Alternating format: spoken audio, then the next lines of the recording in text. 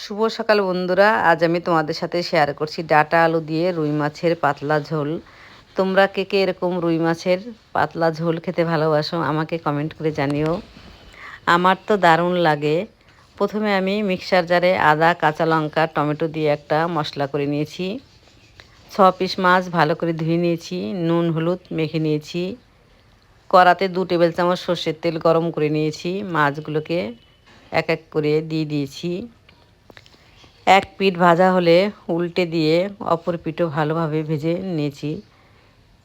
এরপরে মাছগুলোকে এক এক করে তুলে দিয়েছি। ওই তেলের মধ্যে 5 ফোড়ন দিয়ে একটু নাড়াচাড়া করে নিয়েছি। আলুগুলোকে দিয়ে দিয়েছি।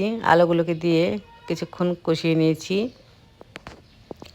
আলুগুলো একটু ভাজা ভাজা হয়ে গেলে ডাঁটাগুলোকেও দিয়ে দিয়েছি। ডাঁটাগুলো দিয়ে আরও কিছুক্ষণ কষিয়ে নিয়েছি। আদা, কাঁচা লঙ্কা, টমেটোর যে পেস্টটা বানিয়েছিলাম সেটাও দিয়ে দিয়েছি, একটু কষিয়ে নিয়েছি।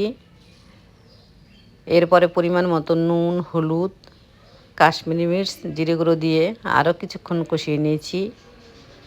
ভালোভাবে কষানো হয়ে গেলে পরিমাণ মতন গরম জল দিয়ে ঢাকা দিয়ে কিছুক্ষণ রান্না করে নিয়েছি।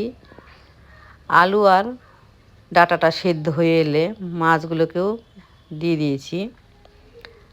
মাছগুলো দিয়ে আরও 2-3 মিনিট মতো রান্না করে নিয়েছি। ঢাকা দিয়ে নিয়েছি। এরপরে সব কিছু ভালোভাবে সেদ্ধ হয়ে গেলে একটু নেড়ে চেড়ে নামিয়ে নিয়েছি।